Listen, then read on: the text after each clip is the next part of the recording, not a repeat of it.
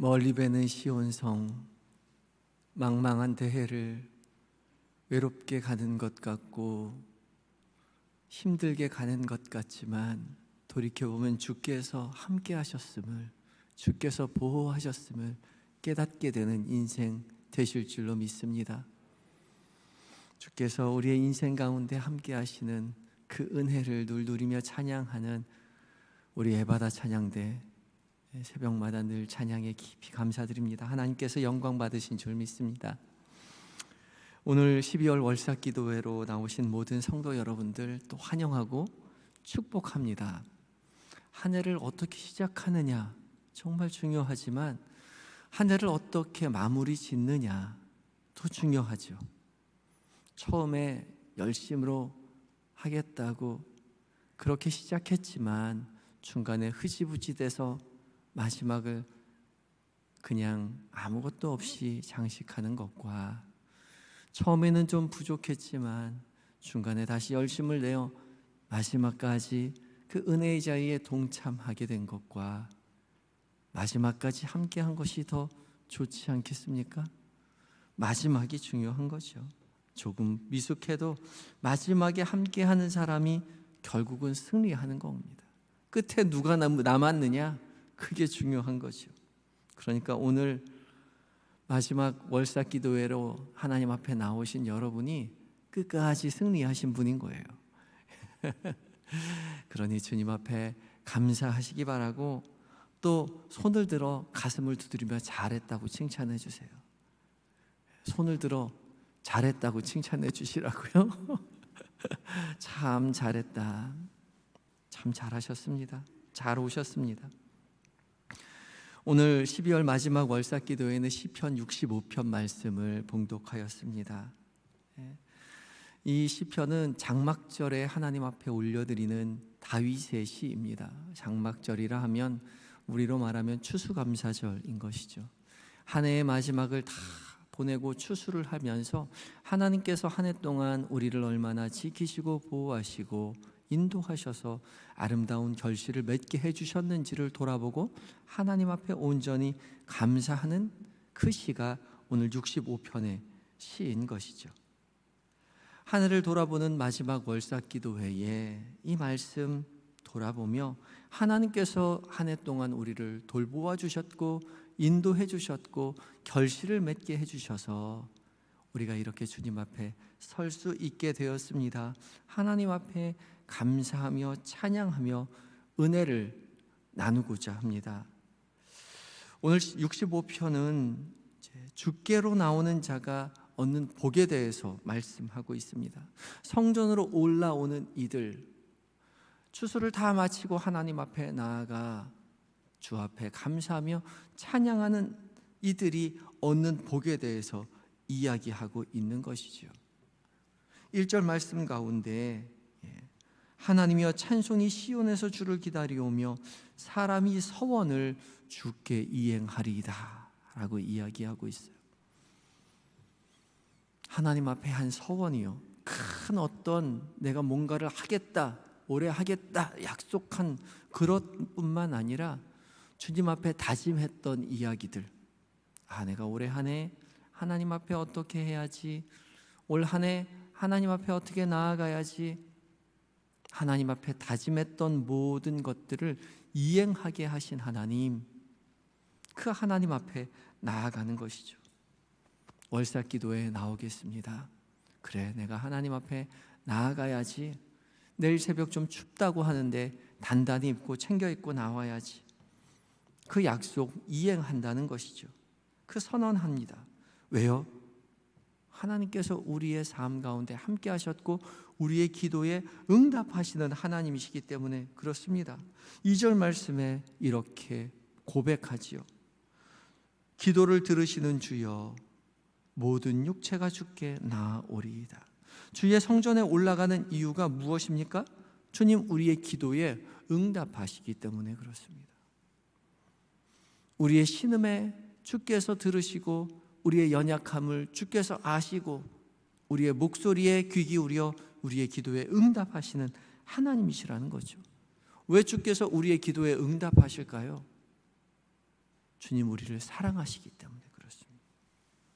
주님 우리를 사랑하셔서 모든 것들로 아끼지 아니하시고 우리를 감싸 안으시고 채우시고 우리의 삶을 이끌어 주시는 것이죠.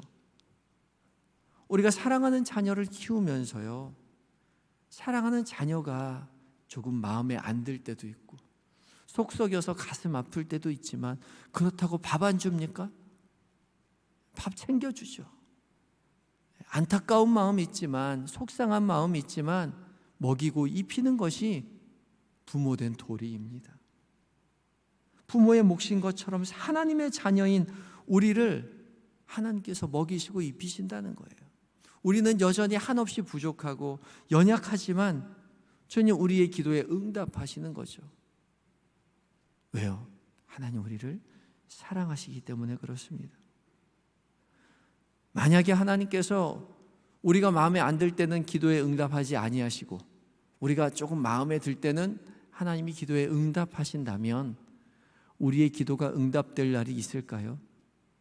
아니요, 없을 겁니다.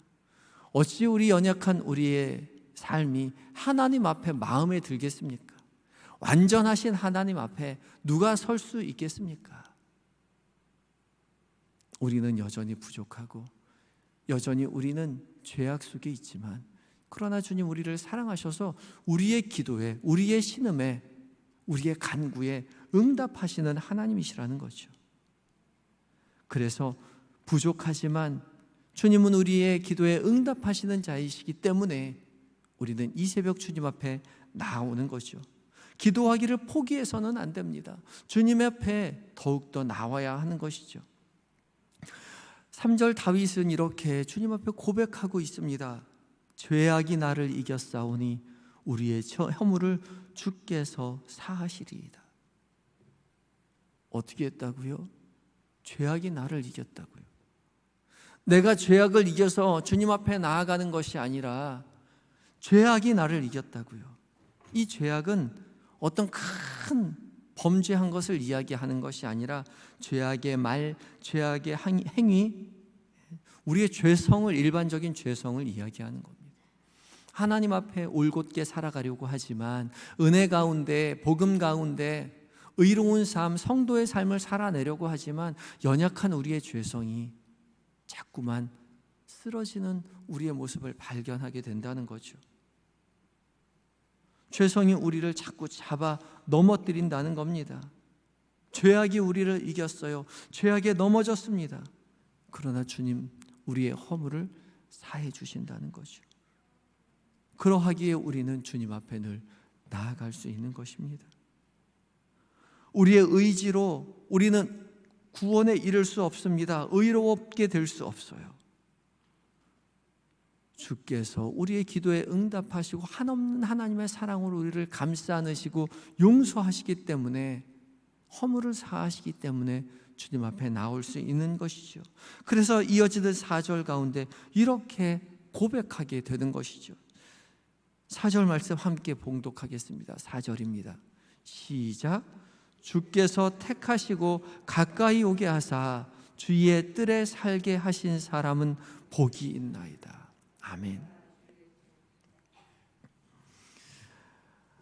우리가 주님 앞에 나오게 된 것이요, 주의 성전에 나오게 된 것이 누구의 뜻이라고요? 주님의 뜻이라고요.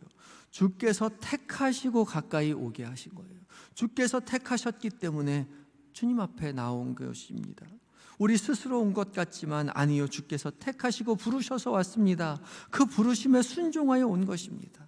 이 순서를 잊어서는 안 돼요.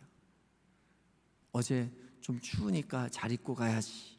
그래, 자명종 맞춰놓고 내일 월삭기도회인데 가야지. 내가 온 것 같지만 주께서 우리를 부르셔서 온 것이지요. 부르시는 음성에 귀를 기울이고 그 음성에 순종하는 삶이 우리의 삶인 것이죠. 믿음의 삶입니다. 주께서 선한 길로 이끌어 주셨어요.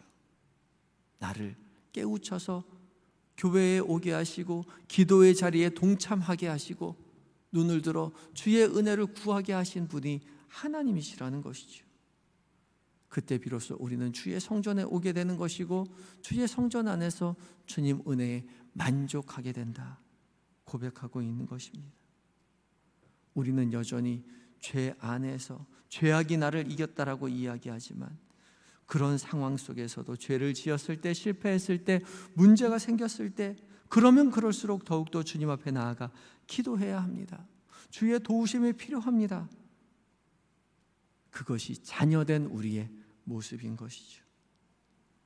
우리의 죄성은 너같이 부족한 것이 무슨 하나님 믿는다고 하냐, 네가 무슨 권사냐, 네가 무슨 집사냐, 네가 무슨 목사냐 라고 이야기하지만 주님, 그러하기에 제가 주님 앞에 오늘도 나옵니다. 주님 부르셔서 왔으니 주님 우리를 도와주시옵소서. 간절히 주님 앞에 나아갈 때에 주님 우리의 연약함을 이미 아시고 우리의 죄가를 사하시며 우리의 모든 삶을 구원으로, 은혜로 이끌어 주신다는 것이죠. 주님 앞에 나아올 때에 6절부터 8절까지의 모든 말씀 가운데 그는 온 세상을 다스리시던 하나님을 발견하게 됩니다.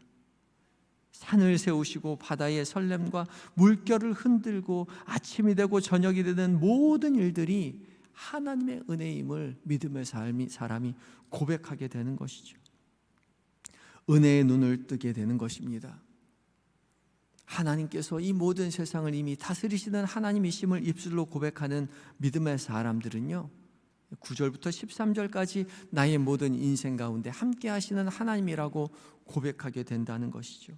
농부가 열심히 씨를 뿌리고 일황을 만들고 정성껏 물을 주지만 하나님께서 키워주지 아니하시면 어찌 추수할 수 있겠습니까?